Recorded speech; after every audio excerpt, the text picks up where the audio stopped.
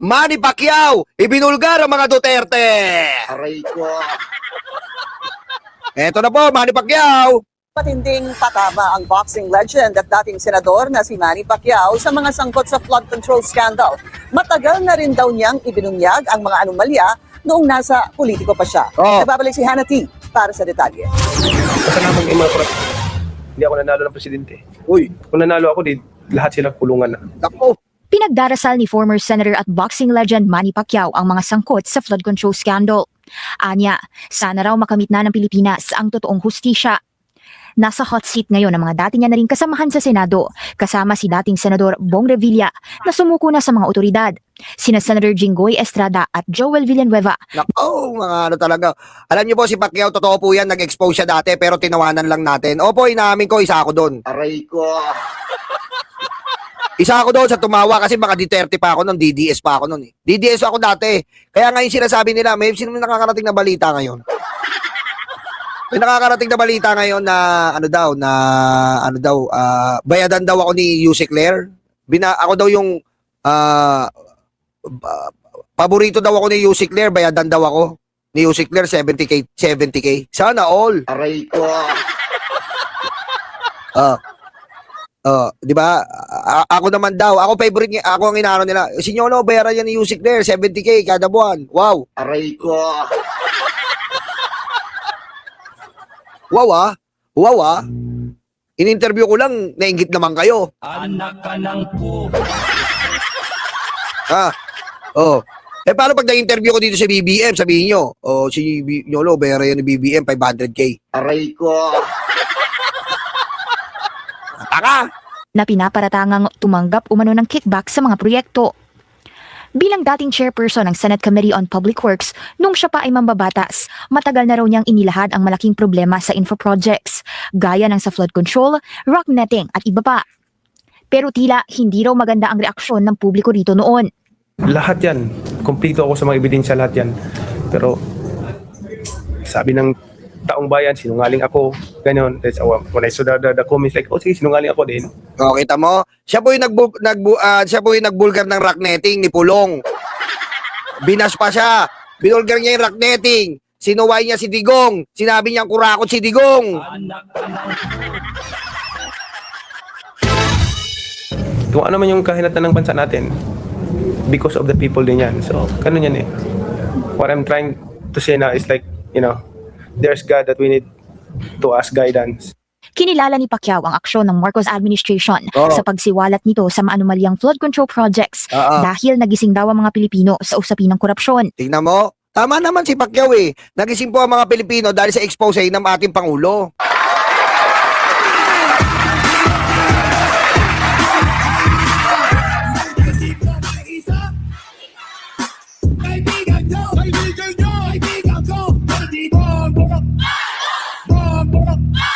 Oy, salamat pare Eduardo. Paambon naman ang bayad sa'yo ni Yusek. Kaya nga pare Eduardo eh. Kung may bayad lang sa akin si Yusek eh. Yusek, may utang ka pa sa akin ha. Ilang buwan na tayo magkasama? 70 times 5 buwan. 350K na utang mo sa akin, Yusek Claire. Ha? Sweet sense. Yusek Claire, 350K na ang utang mo sa akin. Sabi, bayadan mo daw ako. anak ka ng po. Ang dami mo na palang utang. Grabe, wala namang ibang makontent. Ha? Sawa na ba kayong content sa betlog ng tatay niyong karton? Aray ko. Mga tanga.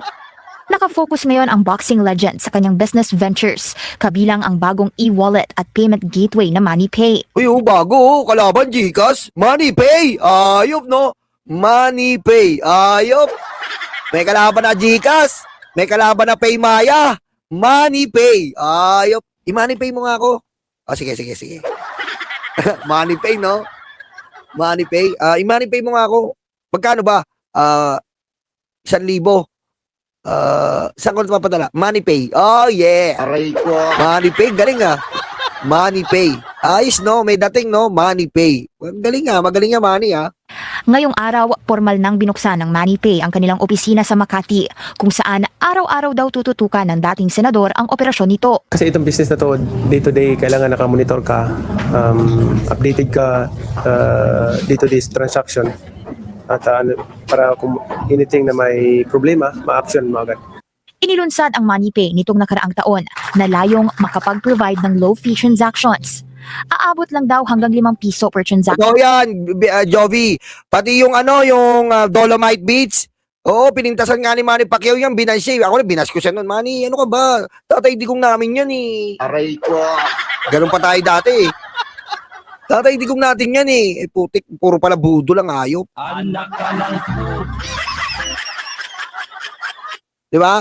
Oh, sabi nga sa Dolomite Beach, kurakot yan. Paano nagawa yan Dolomite Beach? Eh wala namang kwenta. Anong sabi ni Roque noon? Yan daw po ay pang-unwind. Para daw po pag nakita yung mga na-stress daw, yung mga suicidal, ay hindi mag-suicide pag napunta dyan sa Dolomite, fresh air. Ayun, amoy krudo ng yate ng Baywalk. Patayin mo si BBM. No joke.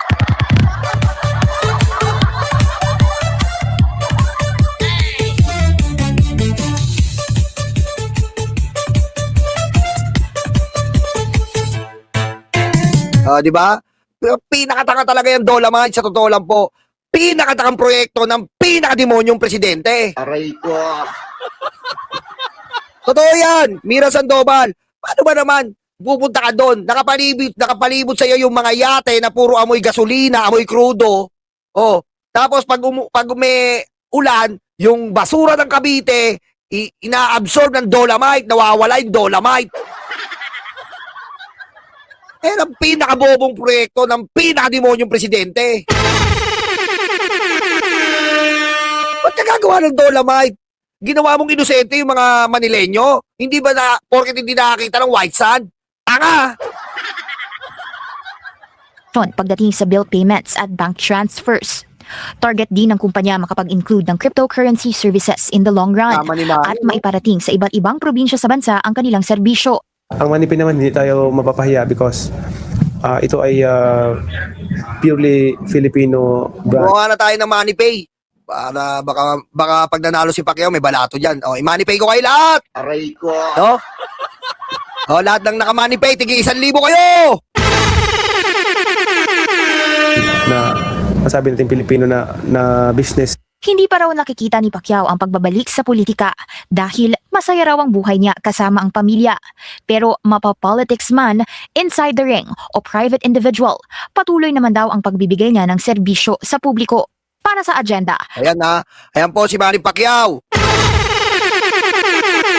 Na sinabi niya po, matagal niya nang in-expose yung flood control. Dahil si Manny Pacquiao po ay dating nasa committee po ng Public Works and Highways. Nakita niya po yan. Nasita niya yung rock netting. Nasita niya yung Dolomite. Pero ano pong ginawa? Bukod sa paniwala, imbis na paniwalaan siya, siniraan siya ni Digong. Minaltrato siya ng demonyong si Digong. Ayun po ang ginawa sa kanya. O ngayon, anong sabi niya? Totoo yan, mga rock netting na yan. O, magnanakaw ka, pulong. O, magnanakaw. O, ngayon po may lumalabas. Matagal na natin ni-react to, di ba? Di ba? Testigo kayo. Dito natin kinumpute kung magkano yung binabayad sa abogado ni Digong. Kinumpute natin yan. Ngayon lang na-realize ng social media. Tagal na natin ni-react yan. Ilang buwan na. Aray ko. Advance tayo dito eh. Ano po yung nasa mga Facebook ngayon nagtitrending? Paano daw nakakabayad ang mga Duterte dito sa kay Kapman? Ang tagal na natin ni-react yan. 6 months ago na.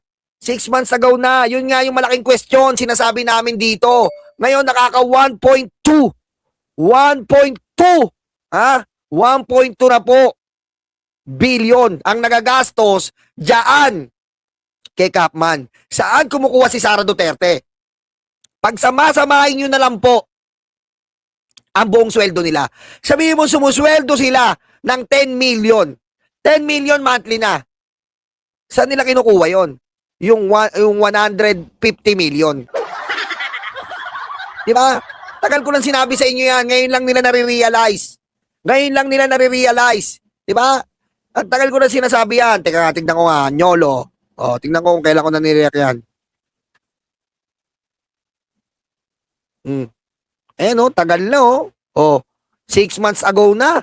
Ang tagal na natin, ngayon nyo lang nalaman yan. Ano ba naman kayo, ina nyo? Aray ko. Sinabi po natin yan. Paano nyo nagagawa na makabayad? O, anong sabi ni Attorney Conti? Sabi ni Attorney Conti, kung talagang totoo yung sinasabi nila na sagot ng ICC yan, 40,000 euro. Magkano po yung 40,000 euro? Magkano po yung 40,000 euro? Yun lang daw po ang yung pinakasagot ng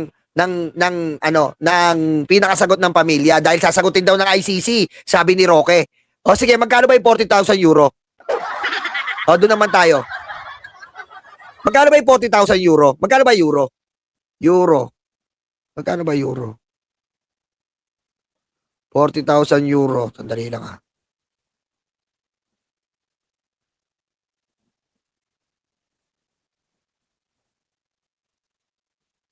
Oh, kita mo?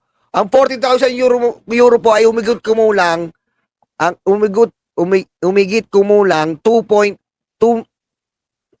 to 3 million. Ha? 2.83 million. Tama? 2.8 to 3 million. Saan sila kumukuha niyan? Ang sweldo ni Sara 300, sabihin mo na 500 na sweldo ni Sara. Sweldo ni Pulong 300, sweldo ni Baste 300. Oh. Kulang pa rin. Aray ko. Oh. Kung sinasabi nyo na ang sagot lang nila ay yung pinakamababang sagot ng isang nasasangkot sa ICC ay 40,000 euro, sinasabi ni Roque tanga. Oh. 3 million pa rin yun. Paano nyo nagagawa yung 3 million kung di ba naman kayo inutil? Magdanakaw na pamilyang Duterte talaga.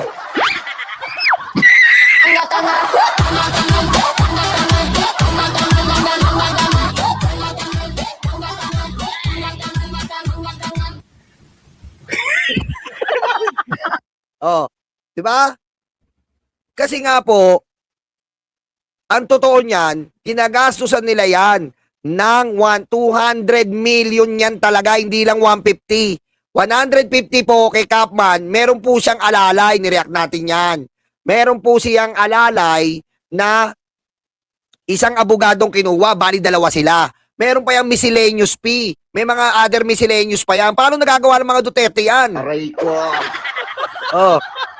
Paano nagagawa ng mga Duterte yan? Kasi nga po, magnanakaw yung mga yan. Diba? Magnanakaw po. Oh. Ayan o. Ayan, 9 months ago. Ayan o, 9 months ago pa o. 9 months ago pa pala natin na-react yan o. Ngayon nyo na nalaman yan. Ha? Ayan o, 9 months ago. Tagal na pala o, 9 months ago pa o. Tungkol kay Kapman. Ano ba yan? Mahina ba kayo? Mahina ba kayo? O, di ba? Kasi nga po, magnanakaw talaga mga Duterte. May 51 billion. Binenta tayo sa China. Ayun ang mahirap tanggapin mga DDS na magnanakaw ang mga Duterte. Ang mga Duterte, nagpupolitika lang para magpakalat ng droga at magnakaw sa taong bayan. Aray ko. Oh.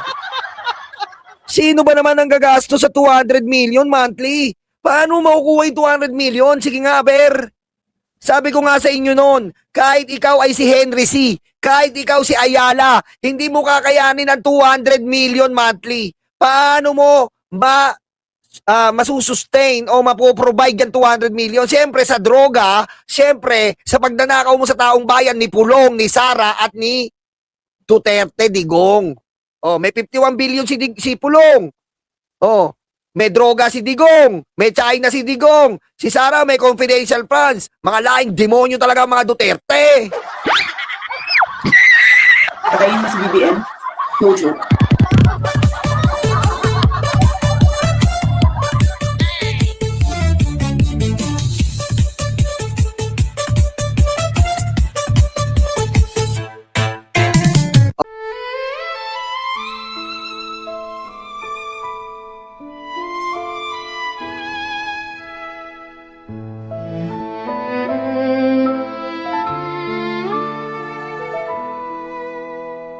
Nakaupo ako, lumalamon sila.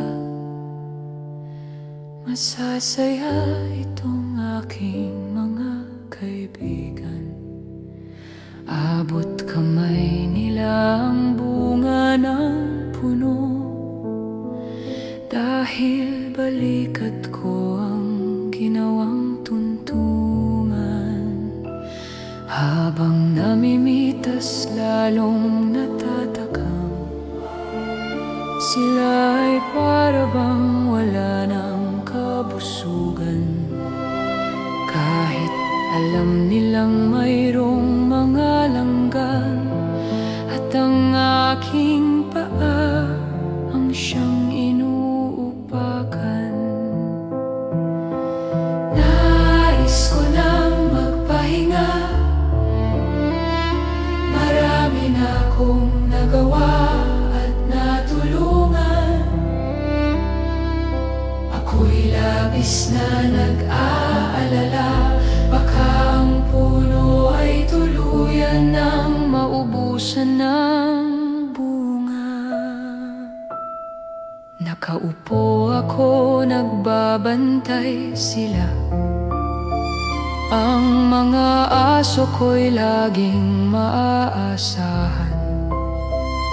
Hindi ko lang alam ang binabantayan. Ito bang puno o itong aking upuan? Itali ko kaya sa bahay ng langgam? Maglilingkod ba o maghahari-harian? Masasagot lamang ang malaking tanong kapag ako ay nawala na ng tuluyan. Nais ko nang magpahinga, marami na akong nagawa at natulungan. Ako'y labis na nag-aalala, baka itong mga aso ay maulol at magwala.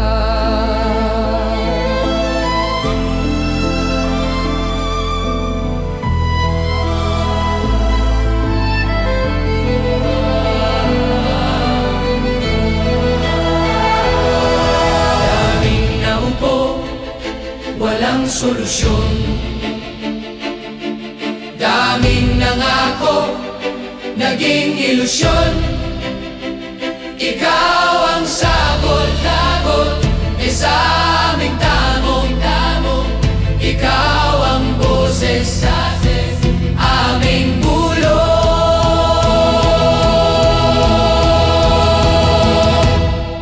Nilalait ka at sinisira ng kinakaya mo para sa bayan. Ikaw ang aming tagumpay, bonbon, walang kapantay. Nilalait ka at sinisira ng kinakaya mo para sa bayan. Ikaw ang aming tagumpay, bonbon, walang kapantay. Ang mga sugat, ikaw ang lumunas. Saradong isipan, ikaw ang nagbukas. Bayan, inuna mo, hindi banyaga. Gintong puso ay kahanga-hanga. Nilalait ka at sinisira ng kinakaya mo para sa bayan. Ikaw ang aming tagumpay, bonbon, walang kapantay. Nilalait ka at sinisira ang kinakaya mo para sa bayan. Ikaw ang aming tagumpay, bonbon, walang kapantay.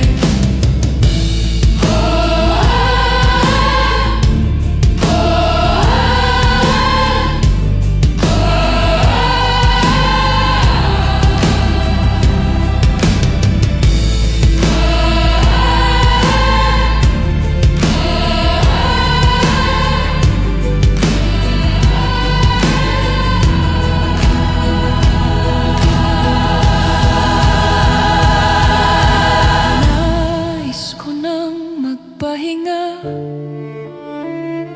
marami na akong nagawa at natulungan. Ako'y labis na nag-aalala, baka itong mga aso ay maulol at magwala.